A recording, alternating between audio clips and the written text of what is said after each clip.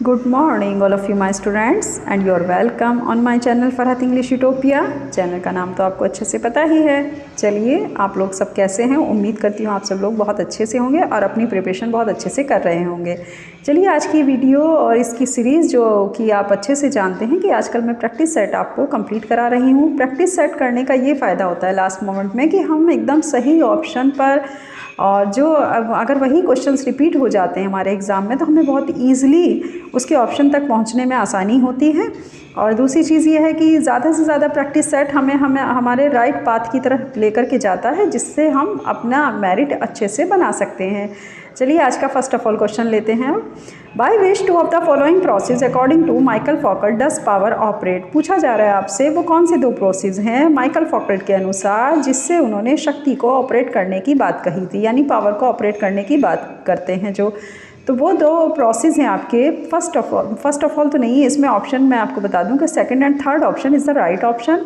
Second option is the by normalisation rather than law and third option by control rather than punishment. Second and third option it is the right answer. और इसी को आपको अच्छे से जानना है कि देखिए, पनिशमेंट की बात हुई है और एक में लॉ की बात हुई है, तो जहाँ पर लॉ होगा वहाँ पनिशमेंट ज़रूर होगा। ये बात मैंने आपसे इससे पहले वाले भी इसी तरह से क्वेश्चन घुमाकर पूछा गया था प्रीवियस वीडियो में, आप देखिएगा उसको। तो उसमें भी इसी तरह से मैंने आपको समझाया था कि जहाँ लॉ की बात होगी जाहिर सी बात है वहाँ पनिशमेंट की बात होगी। और इन दोनों प्रोसेस की बात किसने की है? माइकल फॉकल्ट ने की है। तो इस तरह थोड़ा सा शॉर्ट ट्रिक को मैच करते हुए तब आप अगर क्वेश्चन को अपने जो है लर्न करने की कोशिश करते हैं तो वो ईजी हो जाता है फिर एग्ज़ाम में राइट ऑप्शन तक पहुँचना। चलिए, नेक्स्ट क्वेश्चन देखते हैं। इसी का पहले हम थोड़ा सा एक्सप्लेनेशन देख लेते हैं। हाँ जी, इसका एक्सप्लेनेशन देखिए, ये रहा। इसका एक्सप्लेनेशन है अब आपके सामने। In his essay discipline and punish, in his essay discipline and punish 1975 Michael Foucault operates by normalisation rather than law and control rather than punishment. He laid out his thoughts on how the elite in the society dominate and control the rest of society। मतलब ये एक इनका एस्से था Michael फॉकल्ट का जिसका नाम था discipline and punish 1975। अब जैसे इन्होंने इस बार टू प्रोसेस पूछा है माइकल फॉकल्ट के अनुसार, तो उसी तरह हो सकता है कि नेक्स्ट टाइम आपसे क्वेश्चन पूछ लिया जाए कि माइकल फॉकल्ट ने पावर ऑपरेट्स की जो बात की तो वो कौन सा एस्से था, विच एस्से करके पूछा जा सकता है आपसे। तो आप एस्से का नाम भी याद रखिए, डिसिप्लिन एंड पनिश्ड, और लिखा कब गया? 1975 में। इसी में इन्होंने दो प्रोसेस की बात की थी जिसमें एक था normalisation rather than law and control rather than punishment. He laid out his thought on how the elite in the society dominate control the rest of society. यही उनका विचार था। उन्होंने कहा था कि अगर हम इन दोनों तरीक़ों को आजमाते हैं या अगर हम ये दोनों प्रोसेस आजमाते हैं तो सोसाइटी को कंट्रोल कर सकेंगे और सोसाइटी में शांति स्थापित कर सकेंगे। चलिए, उम्मीद करती हूँ आपको ये बहुत अच्छे से समझ आ गया होगा। नेक्स्ट क्वेश्चन देखते हैं अब हम अपना। नेक्स्ट है number 2। Which of the following books is written by an English man in universal Latin is further edited to by the Flemish Peter Giles is revised by the Dutch Erasmus is printed at Louvain in 1516, letter at Paris, still letter at Basel, where it was illustrated by two woodcuts from the hand of the German Holbein। अब देखिए आपसे क्या पूछा जा रहा है। इस question को इतना ज़्यादा घुमा के पूछा गया है कि आप चाहे जितना भी अच्छा पढ़ के गए हों थॉमस मूर के बारे में, लेकिन आप फिर भी कंफ्यूज हो जाएंगे। पूछा जा रहा है वो कौन सी बुक थी जो English man in universal Latin में लिखी गई। सबसे पहले यूनिवर्सल लैटिन में लिखी गई, उसके बाद उसमें एडिशन किया किसने किया? फ्लेमिश पीटर गिल्स ने किया। उसके बाद इसका रिवीजन हुआ, रिवीजन डच इरेस्मस ने किया। उसके बाद ये प्रिंट आउट होती है लॉवन इन 1516 में। लॉवन नाम की जगह है जहाँ पर 1516 में ये क्या हुई? प्रिंटेड हुई। उसके बाद फिर ये पेरिस में हुई, उसके बाद फिर ये बेसल में हुई, फिर उसके बाद जहाँ पर इसकी इलस्ट्रेशन दिया गया तो इलस्ट्रेटेड की गई कहाँ पर? By two woodcuts from the hand of the German Holbein में इसका इलस्ट्रेशन दिया गया। अब बताइए वो बुक कौन सी है? इतना ज़्यादा घुमा के आपसे डीप क्वेश्चन पूछा गया है कि इसको समझने की ज़रूरत है। पहले आप इसका कॉन्सेप्ट क्लियर करिए कि बुक के बारे में जो पूछा जा रहा है उसके साथ कितने चेंजेस हुए टाइम टू टाइम। तो ये है आपका यूटोपिया। यूटोपिया जो बुक है थॉमस मूर की, उसके बारे में यहाँ पर ये बात हो रही है। It is the right option. अब हम इसका थोड़ा सा एक्सप्लेनेशन देख लेते हैं। Utopia is a work of fiction and socio political satire by Thomas More. Thomas More का ये वर्क था और ये सोशियो पॉलिटिकल सटायर था, ठीक। This book was written in Latin and is further added to by the Flemish Peter Giles. ये वही book थी जिसे सबसे पहले लैटिन में लिखा गया, उसके बाद उसमें फ्लेमिश पीटर गिल्स के द्वारा ऐड किया गया, आगे जोड़ा गया। और रिवाइज्ड किसके द्वारा? और रिवाइज्ड बाय द डच इरेस्मस के द्वारा। प्रिंटेड कहाँ पर हुई? लॉवन इन 1516 में हुई। The first edition content A would cut map of the island of utopia. इस तरह से अगर आप इसको देखेंगे तो ये बुक भी आपकी याद हो गई और इसके आगे पीछे जितना भी कॉन्सेप्ट था वो भी आपका क्लियर हो गया। इस तरह से आप चलिए, इसी तरह आप अपने प्रिपरेशन करिए और क्वेश्चंस को अच्छे से समझते हुए आगे बढ़िए। चलिए अब मैचिंग आ जाता है हमारा, मैचिंग देख लेते हैं।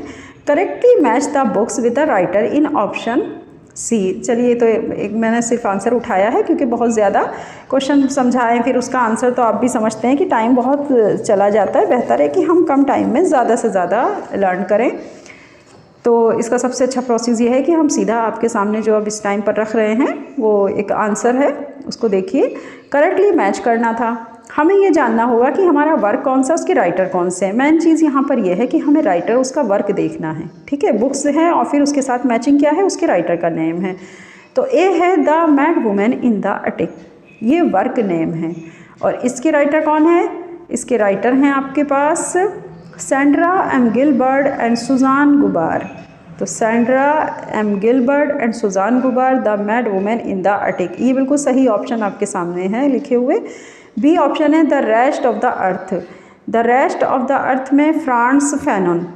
And the C Shakespearean negotiations. Shakespearean negotiations के जो राइटर हैं वो है हमारे Stephen Greenblatt. And the D is there a text in this class, इसके हमारे राइट ऑप्शन है या राइट हमारे राइटर हैं स्टैनली फिश। इस तरह करके आप इसको जो है थोड़ा सा मैच करिए। जैसे मैड वुमेन इन द अटिक मतलब सैंड्रा, सैंड्रा हमें किसका साउंड देता है? लेडीज़ का। तो मैड वुमेन में भी आप इस चीज़ को समझें कि ये क्या है, लेडीज़ के नाम से है। तो जाहिर सी बात है कि लेडीज़ का लेडीज़ से ही आप मैच करेंगे, Sandra M Gilbert and Susan Gubar, ठीक। बी है the rest of the earth. The rest of the earth जो कि वर्क है तो उसका किससे रिलेशन है? अर्थ का फ्रांस फैनन से। फ्रांस फैनन हो गए। शेक्सपियरन निगोशिएशंस है तो स्टीफन ग्रीनब्लाट है। शेक्सपियरन निगोशिएशन मतलब Stephen Greenblatt. And D is there a text in this class, class की बात हो रही है तो स्टैनली फिश, ठीक है। इस तरह से करके आप इस टेक्स्ट को याद रखेंगे कि इसके राइटर हमारे स्टैनली फिश है। चलिए अब आगे बढ़ते हैं, नेक्स्ट क्वेश्चन देखते हैं हम अपना। नेक्स्ट हमारे पास है आपके लिए क्वेश्चन, आपसे पूछा जा रहा है what in sum is Sidney's point in the following. बताइए सिडनी का जो नीचे हमने ये दिया है पैराग्राफ या जो भी हमने मतलब एक उठा करके एक पोएम का अगर देखें तो एक पोएम का थोड़ा सा पार्ट रखा है यहाँ पर। तो बताइए इस पोएम के पार्ट में आपको क्या चीज़ें हैं जो कि सम दिखाई दे रही हैं। तो इसमें हम पहले पार्ट देखते हैं कि किस तरह का पार्ट इन्होंने रखा है उसके वर्क से लेकर के। Nature never set for the earth in so rich tapestry as diverse poets have done, neither with pleasant rivers, fruitful trees, sweet smelling flowers, nor whatsoever else may make the too much loved earth more lovely. Her love is brazen, the poets only deliver a golden. कौन है इसके writer? Philip Sidney है, यानी इसके point कौन है? Philip Sidney है। क्योंकि ये एक पोएम है तो हमें इसमें इनका जो है थोड़ा सा देखना है कि ये किससे मैच करता है। तो इसमें first option is the right option. अब ये पूरा पढ़ने के बाद आपको क्या महसूस हो रहा है? जाहिर सी बात है आप ये फील कर रहे हैं कि जितना भी ये पोएम लिखी गई है वो सब किसकी तरफ इशारा करे? नेचर की तरफ। बस आप इसी से इसको थोड़ा सा रिलेट करिए कि एक नेचुरल वर्ल्ड के बारे में बात हो रही है जिसका रिप्रेजेंटेशन यहाँ इस पोएम की इन जो लाइन्स हैं उनके अंदर किया गया है। तो ऑप्शन भी आपका वही सही होगा। Works of art are superior to the natural world they represent. मतलब क्या है कि वो ये एक ऐसा काम है या ये एक ऐसा कार्य था, वर्क ऑफ आर्ट है, ये कला का कार्य था जो कि सुपीरियर है नेचुरल वर्ल्ड को लेकर के, प्राकृतिक संसार को लेकर के इसमें बात की गई है और वो उसकी प्रस्तुतिकरण भी करते हैं। तो दे रिप्रेजेंट, बस इस तरह से करके देखिए। इसके अलावा इसमें कहीं और इतना अच्छे से नहीं दिया है। अगर हम देखें तो work of art can often complete with the natural world represent by them, ये भी गलत है। Neither the poets nor the natural world they set forth equal nature's rich tapestry, ये भी गलत है। The natural world is far superior to the works of art that represent it is totally wrong. तो आपका option A ही पूरी तरह से right option है और इसी को आप अच्छे से याद रखेंगे। अब इसका थोड़ा सा एक्सप्लेनेशन भी हम देख लेते हैं और इजी हो जाएगा। तो ये पोएम कहाँ से ली गई, पहले तो आप ये देखिए। In apology for poetry 1580-81 written by Sir Philip Sidney, the text, nature never set for the earth in the rich tapestry as the diverse poets have done, neither with pleasant rivers, fruitful trees, sweet smelling flowers, nor whatsoever else may make the too much loved earth more lovely. Her word is brazen, the poets only deliver a golden. As such, the poets' making or production is superior to nature. So, some of this text is option A. Work of art are superior to the natural world they represent. ठीक है, is that clear guys? मैं उम्मीद करती हूँ कि आपको बहुत अच्छे से एक्सप्लेनेशन भी समझ आ गया होगा। चलिए अब नेक्स्ट क्वेश्चन हम अपना देखते हैं। ये देखिए नेक्स्ट है हमारे पास, Which of the following novels by Iris Murdoch tells the story of an aging theatre clarity who withdraws into a life of seclusion and writes a diary journal novel? ये आपसे पूछा जा रहा है कि वो कौन सा नॉवल है जो कि आयरिस मॉर्डॉक ने लिखा और जिसमें एक एजिंग थिएटर की स्टोरी को बताया गया। ठीक, ये चीज़ आपसे पूछी जा रही थी। तो यहाँ पर वो नॉवल है the sea the sea. The sea the sea is a novel by Iris Murdoch published in 1978. This novel is a tale of the strange obsessions that haunt a self-satisfied playwright and director as he begins to write his memoirs. यानी क्या हुआ था कि उन्होंने अपनी जो एक memoir थी उसको लिखना स्टार्ट किया था और ये इसी के ऊपर बेस्ड थी। ठीक है, तो ये एक एजिंग थिएटर स्टोरी थी। चलिए इज दैट क्लियर? नेक्स्ट देखते हैं अब अपना नेक्स्ट क्वेश्चन।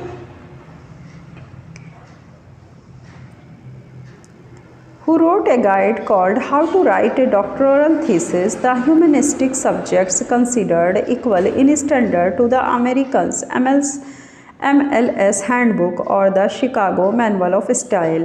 इसमें आपसे थोड़ा सा रिसर्च से रिलेटेड पूछा गया है।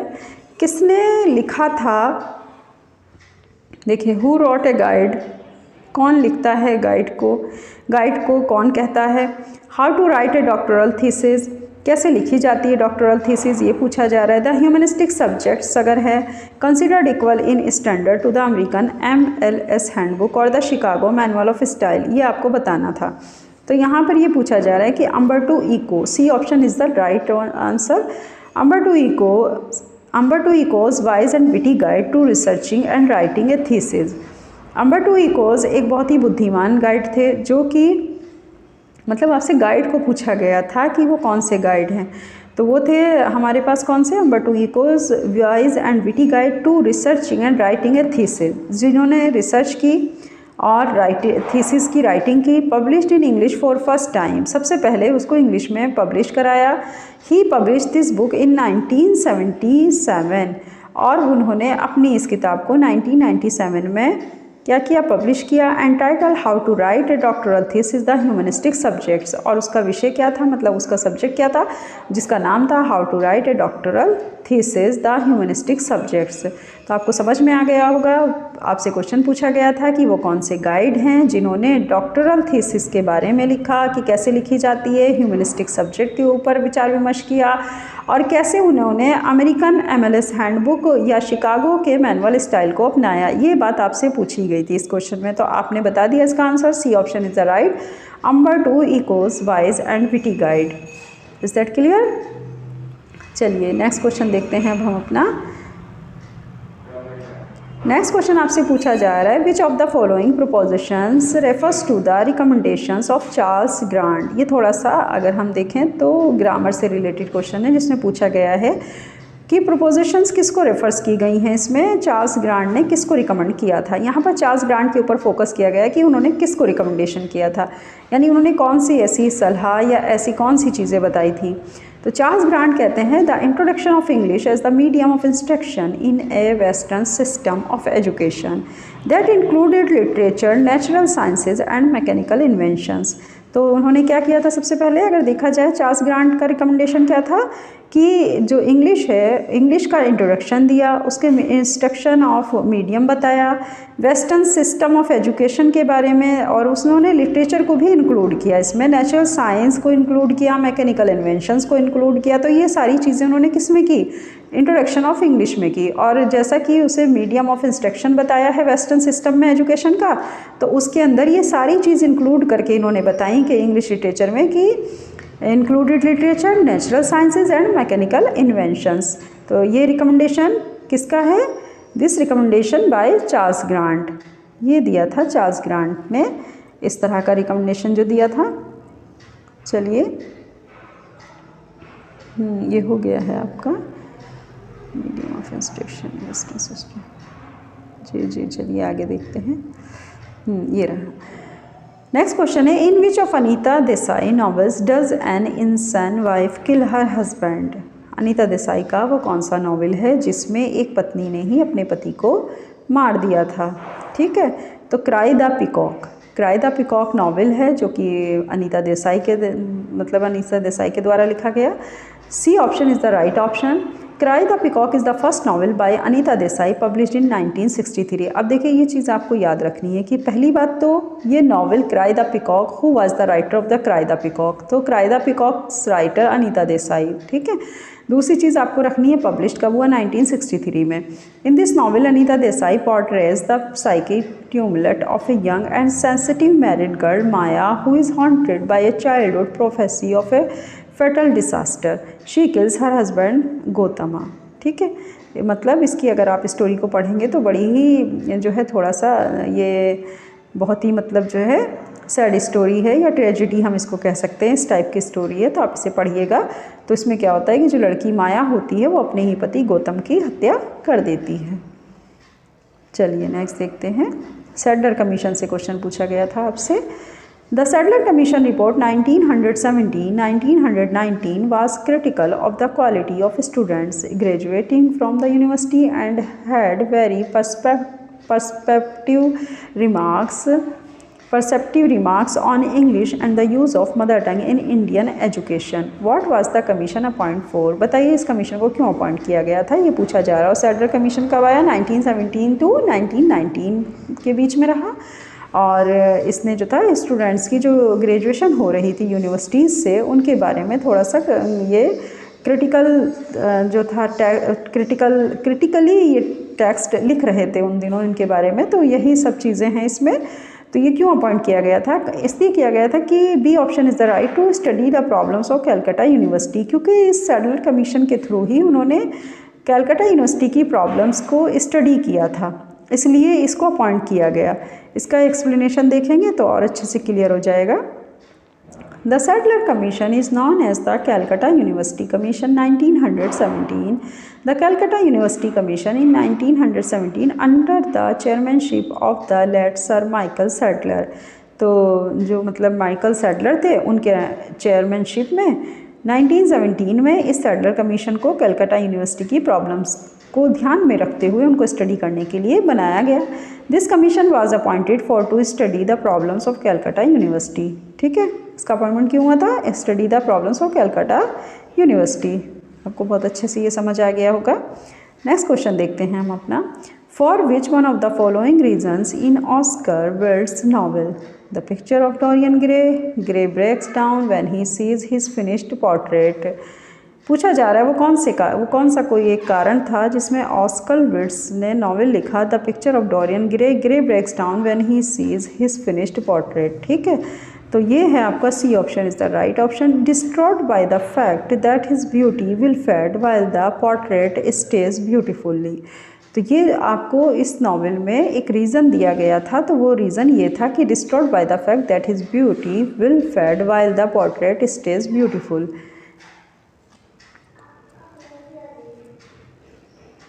चलिए ये 13 का हो गया है आपका। 14 देख लेते हैं। Which of the following statement is true in terms of distribution of मैट्रिकल feet. अब आपको इसमें ये बताना है नीचे जितने भी स्टेटमेंट दिए गए हैं उसमें कौन सा टर्म सही है जो कि मैट्रिकल फीट का सही डिस्ट्रीब्यूशन करता है। तो इसमें C option is the right answer. Iambic is to trochaic as anapestic is to dactylic. ये इसमें मेट्रिकल फीट का एक सही मतलब डिस्ट्रीब्यूशन है और यही टर्म इसकी सही भी है। कौन सी टर्म सही है? जिसमें एम्बिक पहले आए। Iambic is to trochaic as anapestic is to dactylic. देखिए 4 बड़े बड़े वर्ड्स हैं इसमें जिनको आपको ध्यान देना है। फर्स्ट ऑफ ऑल है iambic, second is the trochaic, third is the anapestic and fourth is the dactylic. अगर हम इसकी इस तरह से बात करें तो ज़्यादा अच्छा होगा कि थोड़ा सा ले लेते हैं आई। देखिए I plus D plus A and plus D, ऐसे समझिए इसको। ये हो गया डी, तो क्या हो जाएगा I plus T plus A plus D, I T A D. अगर इसको शॉर्ट में देखें तो हमारे पास आता है, देखिए आई टी ए डी। अगर आपसे ये पूछा जाए मैट्रिकल फीट, मतलब अगर इसकी बात की जाए मैट्रिकल फीट की, तो आप क्या कहेंगे? आई टी ए डी। इस तरह करके आप इसको ये समझेंगे और इसी तरह से आई टी ए डी, ठीक है। इटेड भी कह सकते हैं, नहीं भी अगर याद रहता तो इस तरह से याद रखिए। मैट्रिकल feet means I T A D या इटेड। आई टी ए डी, आई से क्या बना आपका? एम्बिक, टी से क्या बना? ट्रोकेक, एंड ए से क्या बना? एनापेस्टिक, एंड डी से बना आपका डैक्टिलिक। इस तरह से करके अगर आप इसको लर्न करेंगे तो बहुत आसानी से हो जाएगा। आई T A D metrical feet की बात अगर आपके सामने आती है और आपको अपना स्टेटमेंट को अगर ऑर्डर में भी लगाना हो तो भी आप, हो सकता है इस बार ऑर्डर पूछ लिया जाए तो बेहतर होगा आप इसी तरह से करिएगा। Iambic is to trochaic as anapestic is to A is to dactylic, ठीक। I T A D, okay. चलिए नेक्स्ट देखते हैं। हाँ देखिए इसमें थोड़ा दिया भी है, ये एक्सप्लेनेशन देख लेते हैं। Statement is true in terms of distribution of metric feet. Metric feet का किस तरह से होता है? पहले है आयम्बिक, ये तो हमने देखा ही है आयम्बिक। आयम्बिक में क्या होता है? आयम्बिक में होता है अनस्ट्रेट स्ट्रेस्ड, मतलब पहला वर्ड अनस्ट्रेस्ड होगा, दूसरा वर्ड स्ट्रेस्ड होगा। ट्रोकेक में क्या होगा? पहला वर्ड स्ट्रेट होगा, सेकंड वर्ड अनस्ट्रेस्ड होगा। एनापेस्टिक में क्या होगा? फर्स्ट एंड सेकंड वर्ड जो होगा वो अनस्ट्रेस्ड होगा and third word is the stressed है, तो थर्ड वर्ड क्या होगा? स्ट्रेस्ड होगा। डैक्टिलिक में क्या होगा? पहले एक स्ट्रेस्ड वर्ड होगा, फिर अनस्ट्रेस्ड होगा, फिर अनस्ट्रेस्ड होगा, मतलब बाद में 2 अनस्ट्रेस्ड होंगे और पहले एक स्ट्रेस्ड होगा। तो देखिए एनापेस्टिक डैक्टिलिक का उल्टा है, अगर हम देखें तो इसका अपोजिट है ये। एनापेस्टिक में क्या है? 2 अनस्ट्रेस्ड वर्ड पहले आ रहे हैं एंड थर्ड नंबर पर स्ट्रेस्ड आ रहा है। डैक्टिलिक में क्या है? स्ट्रेस्ड पहले आ रहा है और बाद में 2 वर्ड जो हैं वो अनस्ट्रेस्ड आ रहे हैं। तो ऐसे करके आप इसको समझिए। तो वैसे क्या है, अगर हम अपना जो है ऑर्डर अकॉर्डिंग टू ऑर्डर देखें, एम्बिक, ट्रोकेक, एनापेस्टिक, डैक्टिलिक, मैंने जैसा अभी आपको बताया I T A D. I T A D मतलब iambic, trochaic, anapestic and dactylic. Is that clear? चलिए उम्मीद करती हूँ आपको ये बहुत अच्छे समझ आ गया होगा बच्चों। चलिए नेक्स्ट देखते हैं। Which of the following description fits the unit of words dactyl. यहाँ आपसे पूछा गया, बताइए इनमें से कौन सी जो यूनिट है वो सबसे ज़्यादा फिट है। अगर हम वर्ड्स की बात करें, वर्ड्स में डैक्टिलिक के फॉर्म में, तो डैक्टिल फॉर्म में वर्ड्स में सबसे ज़्यादा फिट्स डिस्क्रिप्शन बैठ रही है। B option is the right. अभी हम पढ़कर आए हैं ऊपर ही, आपने देखा होगा 1 stressed syllable followed by 2 unstressed syllable. मतलब फर्स्ट ऑफ ऑल क्या है? 1 स्ट्रेट सिलेबल आएगा and next unstressed and next unstressed, last में 2 अनस्ट्रेट सिलेबल्स आते हैं। देखिए यहाँ हमने पढ़ा था ना, ये रहा, देखिए क्या पढ़ रहे हैं हम? डैक्टिलिक पढ़ रहे हैं, स्ट्रेट, अनस्ट्रेट एंड अनस्ट्रेस्ड, ठीक है। देखिए पहला और फिर सेकंड नंबर पर अनस्ट्रेट, थर्ड नंबर पर अनस्ट्रेट।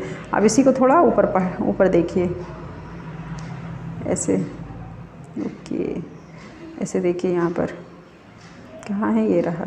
देखिए यहाँ भी ये यही कह रहा है 1 stressed syllable followed by 2 unstressed syllables. अब आपको अच्छे से दोनों क्वेश्चन एक दूसरे से रिलेटेड है, एक याद कर लीजिए अच्छे से, तो सेकंड आपको खुद ही अपने आप ही अच्छे से याद आ जाएगा, वहाँ पर याद भी रहेगा क्योंकि आपका कॉन्सेप्ट क्लियर होगा।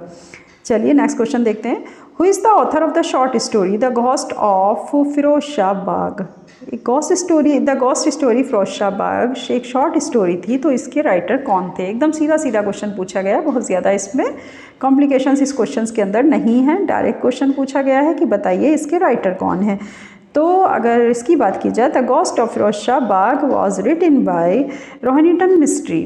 रॉन्टन मिस्ट्री ने इसको लिखा था। The ghost of Firozshah Bagh is a short story by Rohinton Mistry who is an Indian born Canadian writer. अब ये थे कौन भाई? ये इंडियन भी थे और कैनेडियन भी थे, मतलब इनके माता पिता में कुछ एक इंडियन रहा होगा ज़रूर और एक कैनेडियन रहा होगा। तो ये राइटर थे। He was awarded the Neustadt international prize for literature in 2012। 2012 में इनको नॉस्टेड इंटरनेशनल प्राइज़ से भी मतलब जो है इनको अवार्डेड किया गया, सम्मानित किया गया। इस तरह से आप इनको समझिए, ठीक है। तो हम कह सकते हैं द गॉस्ट ऑफ फिरोजशाह बाग के जो ऑथर हैं इस शॉर्ट स्टोरी के, वो हैं हमारे रॉन्टन मिस्ट्री, और ये हैं कौन? ये इंडियन बॉर्न कैनेडियन राइटर हैं, ठीक है। चलिए नेक्स्ट क्वेश्चन देखते हैं। Which edition of the lyrical ballads was the first one to have the preface by Wordsworth? चलिए देखें, पूछा जा रहा है आपसे कि which edition of the lyrical ballads was the first one to have the preface by Wordsworth. Wordsworth के द्वारा लिखा गया वो पहला बैलाड, इसके मतलब जिसका एडिशन, इसके एडिशन की बात हो रही है कि बताइए वो किसके कोलैबोरेशन से लिखा गया। यहाँ पर ये बात पूछी जा रही है आपसे, तो B option is the right option. 1800 first edition मतलब इसका कब हुआ? 1800 में हुआ। The lyrical ballads was a collaborative work of S T. Coleridge and William Wordsworth. जाहिर सी बात है लिरिकल बैलाड्स को टू जो हमारे पास राइटर्स हैं उन दो राइटर्स के कोलैबोरेशन से लिखा गया। फर्स्ट ऑफ ऑल है हमारे ST. Coleridge and second is the William Wordsworth. The first edition of this volume was publish इन 1798। 1798 में इसका फर्स्ट वॉल्यूम पब्लिश होता है with 4 poems of S T. Coleridge and 19 bye William Wordsworth. ये भी आपके लिए जानना बहुत ज़रूरी है कि इसमें कितनी पोएम एस.टी. कॉलेज की थी और कितनी विलियम वर्ड्सवर्थ की थी। तो इसमें 4 पोएम तो थी एस.टी. कॉलेज की और 19 थी विलियम वर्ड्सवर्थ की। The second volume was published in 1800 in which Wordsworth included preface और प्रीफेस टू द लिरिकल बैलाड्स। यानी जो सेकेंड वॉल्यूम इनका पब्लिश हुआ 1800 में, जिसमें कि वर्ड्सवर्थ ने इंक्लूड कर दिया था प्रीफेस को, और उसका नाम, या फिर इस तरह से भी हम इसको कह सकते हैं, जिसका नाम हो गया था प्रीफेस टू द लिरिकल बैलाड्स। देखिए क्वेश्चन आपसे पूछा गया कि वो कौन सा एडिशन था लिरिकल बैलाड का जिसमें कि पहली बार प्रीफेस वर्ड वर्ड्सवर्थ के द्वारा यूज़ किया गया। तो वो है, अगर इस तरह से हम इसके एक्सप्लेनेशन के थ्रू भी देखें तो वो है आपका सेकंड वॉल्यूम, और पब्लिश होता है 1800 में, और वर्ड्सवर्थ ने इसी में प्रीफेस को ऐड करते हुए इसका पूरा नाम रखा था preface to the lyrical ballads. और जबकि फर्स्ट वॉल्यूम का नाम क्या था? Only lyrical ballads. Is that clear? तो फर्स्ट वाला किस में हुआ पब्लिश? ये 1798 में हुआ, लेकिन उसके जस्ट 2 साल बाद ही जब इनका दूसरा वॉल्यूम आया और वो सेकंड वॉल्यूम जो पब्लिश हुआ 1800 में, तो उसमें वर्ड्सवर्थ ने क्या किया था कि नाम थोड़ा चेंज करते हुए, बहुत ज़्यादा चेंज नहीं किया था, उसके पहले प्रीफेस लगा दिया था लिरिकल बैलाड्स के पहले, तो प्रीफेस टू द लिरिकल बैलाड्स, इस तरह करके इन्होंने इसको पब्लिश किया था। चलिए नेक्स्ट क्वेश्चन देखते हैं अब अपना next, and it is the last. What is being described by Wordsworth in the following lines from his poem The Thorn? देखिए पूछा जा रहा है कि वर्ड्सवर्थ ने इसकी जो व्याख्या की है, जो नीचे दी गई है लाइन द थॉर्न नाम से, I have measured it from side is 3 feet long and 2 feet wide. बताइए ये कहाँ से लिया गया? ये पूछा जा रहा है कि कहाँ से इसको जो है व्याख्या की गई है, किसके द्वारा? वर्ड्सवर्थ के द्वारा जो इस पोएम की व्याख्या की गई है, तो ये लाइन्स किस पोएम से ली गई है ये आपको बताना है। तो ये है आपकी an infant's grave. D option is the right option, an infant's grave. D option की अगर हम एक्सप्लेनेशन की बात करें तो the thorn was publish in 1815 in poems volume 2। The thorn क्या है? इसका वॉल्यूम है। ये आपको यहाँ पर बहुत अच्छे से ध्यान देना है कि वर्ड्सवर्थ का जो वॉल्यूम नाम है वो क्या है? द थॉर्न है। पब्लिश्ड कब होता है? When was the published? In 1815 में, तो मतलब it was the published in 1815। Poems volume is the 2nd। This poem was composed by William Wordsworth. It is an infant's grave is 3 feet long and 2 feet wide. ये इस तरह करके इन्होंने, जो इनके वर्क का नाम था वो था एन इन्फेंट्स ग्रेव। वॉल्यूम थी, पोएम का नाम था द थॉर्न, और ये वॉल्यूम 2 था। ठीक है, इज दैट क्लियर? चलिए, उम्मीद करती हूँ आज का ये सेशन और आज के ये क्वेश्चंस आपको बहुत अच्छे लगे होंगे, और बहुत जल्दी जल्दी आप अपनी तैयारी करिए, क्योंकि बहुत ज़्यादा हमारे पास अब टाइम नहीं है बच्चों। हमें बहुत जल्दी ही अपनी तैयारी को कंप्लीट करते हुए अपने को रैंक में लाना है और JRF क्वालिफाई करना है। अगर मान लीजिए JRF नहीं भी होता है खुदा ना खास्ता, तो नेट क्वालिफाई तो ज़रूर हो जाए बहुत सारे बच्चों का इस बार। बहुत ज़रूरी है कि क्योंकि काफ़ी दिनों बाद एग्ज़ाम हो भी रहा है और काफ़ी टाइम मिला था हमें अपनी प्रिपरेशन करने के लिए, तो बेहतर होगा कि आप इसी तरह प्रैक्टिस सेट लगाइए और अपनी प्रिपरेशन को कंप्लीट करिए। उम्मीद करती हूँ कि आप आगे भी इसी तरह से प्रैक्टिस सेट पूरा देखेंगे और प्रैक्टिस सेट के थ्रू अपनी प्रिपरेशन को कंप्लीट करेंगे। चलिए, जो बच्चे आज नए जुड़े हैं इस चैनल से, वो चैनल को लाइक, सब्सक्राइब, शेयर ज़रूर करें, ताकि ज़्यादा से ज़्यादा बच्चे जो हैं वो इस चैनल का, इसकी वीडियोस का फ़ायदा उठा सकें। और जो हमारे पुराने बच्चे हैं वो भी चैनल को ज़्यादा से ज़्यादा शेयर करें, ताकि ज़्यादातर बच्चों तक ये चैनल पहुँचे और हमें मोटिवेशन मिलता रहे और हम इसी तरह आपकी प्रिपरेशन लगातार कराते रहें। ओके, अब मैं इसी के साथ विदा लेती हूँ। नए वीडियो में फिर एक बार जो है नए अच्छे इसी तरह के प्रैक्टिस सेट लेकर के मैं आती रहूँगी और इसी तरह आपकी प्रैक्टिस कराती रहूँगी। और बस इसी के साथ अब मैं आपसे विदा लेती हूँ, और आप अपना ख्याल रखिएगा। ओके, अल्लाह हाफिज़।